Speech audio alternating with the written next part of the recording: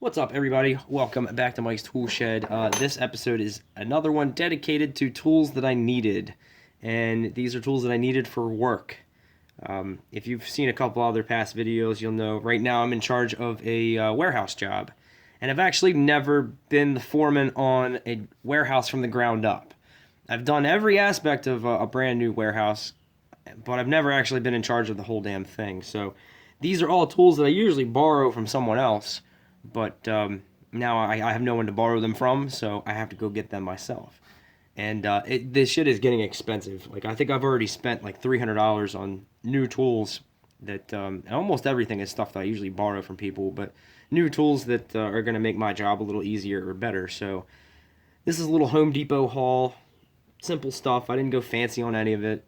This is basic shit. So the first two are this square and this string line. And these are very important when you're trying to lay things out, or rooms, or features that do not exist yet. You need to have your electric conduit or wire or whatever it is, junction box, aimed or in a very specific position, or that's relative to something that doesn't exist. And tell you what, superintendents do not like you writing or painting on their brand new concrete. You could like smash their window out with a forklift, and they'd be like, "Oh, that sucks." But if you put some Sharpie on the floor, he's gonna blow a head gasket. So this keeps me from getting yelled at by a superintendent, and it also gives me some really accurate points of reference to measure from. Oh shit! I meant to get a chalk line today too. I do not own a chalk line, nor did I own a square. So with these two tools, I'm going to be able to lay things out that do not exist and have my electric right in the right spot. Because a lot of times when you're going under concrete, you really only get one chance. And that second chance is them busting up all the concrete, and that just gets expensive and everyone hates it. So this can only make things go smoother. Another tool I got for layout was this here, Bosch. Comes in this nice little pouch. Got a little bit of padding to it, nice soft on the inside. Bosch Laser Plumb. This is the basic one. Bosch makes a really great line of lasers. Nothing super professional or super technical. We have a very nice remote control adjustable laser system that does everything you could want to do with a laser. But I just need this for laying out the warehouse lights. And where this is going to come in handy is I'm going to be able to lay out I put my entire layout of the lights on the floor in electrical tape or duct tape or whatever, and then transfer the marks from the floor down here to the ceiling. And that just saves you from having to go up 40 feet in the air and be dicking with a tape measure or a long tape where you got two people on a lift. It's just does not work. The old school string plumb bobs like that, that 40 foot of plumb bob string, it's going to take a minute to settle down, especially if you're trying to do it by yourself. Whereas this, I'll have a helper on the ground and have all my marks already done, and then I'll just drive around in the lift. I'll stay up in the air the whole time, and I'll just drive around and mark off on the ceiling where all my lights go. Another feature this one has, this does all kinds of has all kinds of mounting options and uses, but this also has the laser out the front. So at any height, I could put this in one spot, and this does have a tripod mount. I don't really have a well, I do have a tripod, but you put it on a tripod, and then whatever height you get at the tripod, then you can transfer that height all the way around the entire job and offset and put reference marks and transfer everything with great accuracy. And I can say the Bosch is a really durable one. This is the first kind that I ever bought. It was a little bit slightly different than this one, but I dropped that thing a lot, and I thought the thing was done every time because the little mechanism inside here has to be delicate for it to, you move it, and then boom, that laser settles down dead nuts level. So, or plumb rather. But I was really impressed with how durable this was, and I actually didn't end up breaking it. I was on a job where a lot of guys had this exact one. There might have been 4 or 5 of them laying around at any given time, and I think either someone took mine by accident or they just straight up stole the shit. So the one after that I got in Milwaukee, which I thought was really cool because that one took their 12-volt batteries. And that's the one thing that kind of sucks about this is that I got the liking on the Milwaukee is that if the Milwaukee died, I always had a charged up 12-volt battery. If you're in the middle of a layout and this thing starts dying, you're kind of screwed if you don't have more double A's. And it's happened. It's a preventable thing, but it does happen. So I'm just gonna try to keep some batteries in my tool bag at all times. So I was very impressed with the Bosch. My only gripe about it, and if you have this, you'll know what I'm talking about. When you need to transfer a mark from the floor to the ceiling, you kind of have to cock it like that. The crooked, you gotta crooked cock it like that. And it just doesn't want to stay up that good. I don't know if I'm doing something wrong. I almost want to drill. No. Does the laser... See, the laser will still come out the bottom. There is a hole for it, but then you can't see it. So you could, have your mark and then right there, and then it's stable. But I usually push it off to the side like that so I can actually see it right on there and then transfer my mark up. And it's just kind of unstable. I never really liked that, but this has a tripod mount. This one, like I said, has the laser out the front, and it's a pretty good unit. I like it. So, and it comes with this nice little case. Seems to protect it really well. Never had a problem not getting busted up. And the last thing, which thank God I don't really have to pay for this. My supervisor was nice enough to tell me that if I went out and bought this myself, it would reimburse me. And he said, just go get 2 or 3 of them, whatever. Is that okay? And I'm like, yeah, that's fine. My shop does not stock these long, bigger ones. All the ones that we stock, as far as SDS bits, are specifically sized for different kinds of anchors, and that's it. Not for poking holes in walls. So this is going to be used on all the exterior lights. There's like 30 some lights going on the outside of the building. It's precast tilt up concrete walls that do have rebar in them. And this did say concrete with rebar rated, but I was going to go buy 2 or 3 of them until, like I said, I've never really had to buy these before. I don't own an SDS. But, yeah, $45.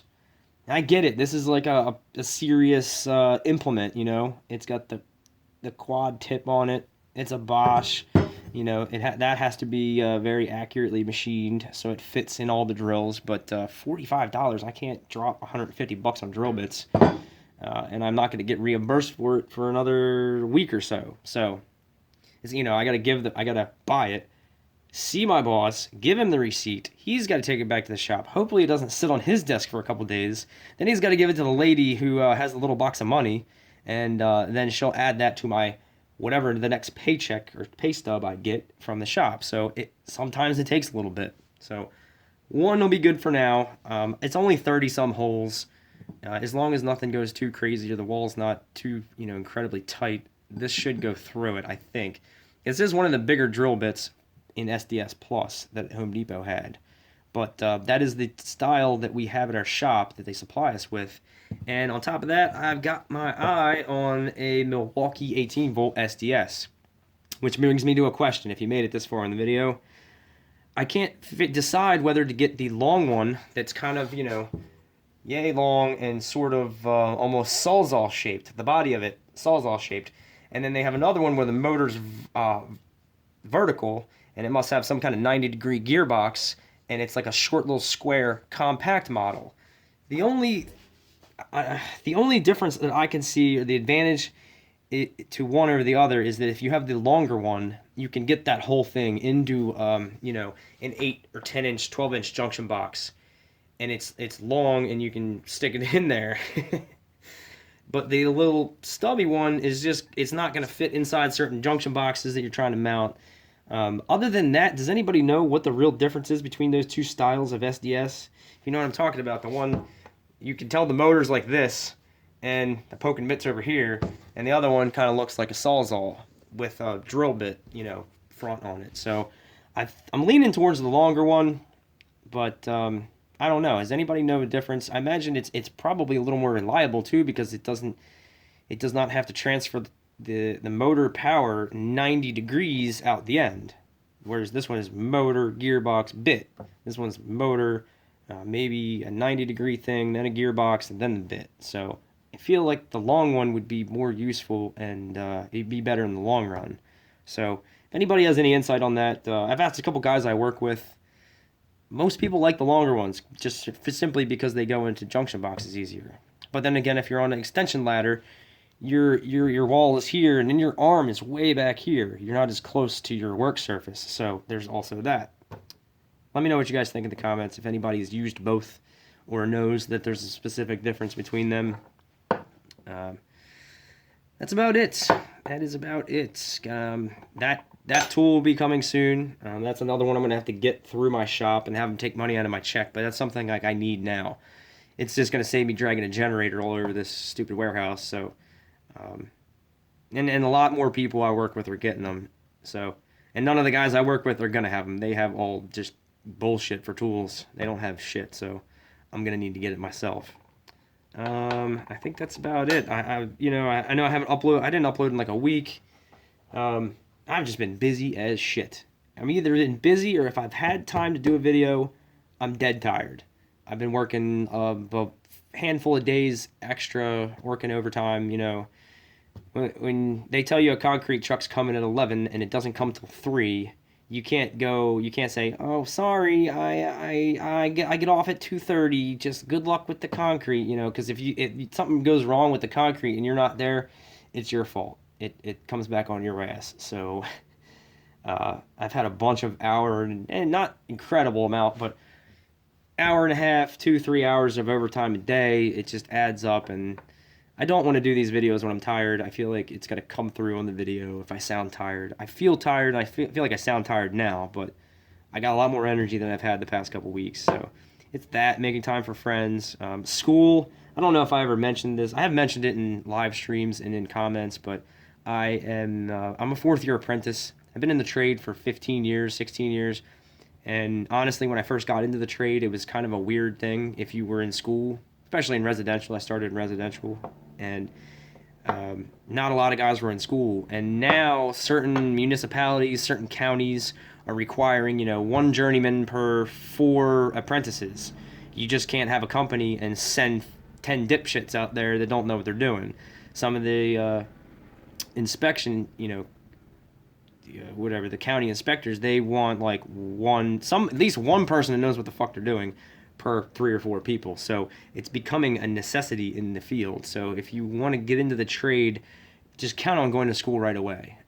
Me, with the experience I've had with code book and different jobs, and I've done a lot of different things in my career, haven't nearly done it all. There's still a ton of stuff I haven't done, but a lot of the basic stuff is masters and journeyman related stuff. So I've been coasting through the past 3 years. It's been really easy. It's like somebody speaking Spanish, taking a Spanish class in high school, Like I had a friend that did that, so that's about it. I've just been tired and busy as shit. But these are tools that I needed. The next 2 videos are, well, actually I got this. I got a free tool video coming up. This is a air pump, like a little 12 volt air pump. A nice person emailed me and asked me if I wanted to try that out, and I said sure. So that video is coming up. 2 more tools are on their way. Ordered them yesterday, and those are just tools that I wanted. Just straight up wanted them. Don't really need them right now, but they're good tools to have. A wrench set. I did decide on a brand of wrench set. And what was the other one? Oh, so another one's just a really cool thing. You might think it's lame. It's a really cool thing from KC Tools. I'll give you a hint. German tool reviews. He checked it out. He did an amazing job at describing it. So I'm just not even going to try to compete with that. I'm just going to say, here's this fucking thing. Check it out. It's fucking cool. Completely the opposite. And then if you want a very nice, technical, very well thought out and well laid out version, go check out German tool reviews. But those are coming up soon. So I got a couple other ideas I want to do. And there's going to be more videos coming. I'm trying to try not to go a week without uploading again. So that is it for today, and thank you for watching.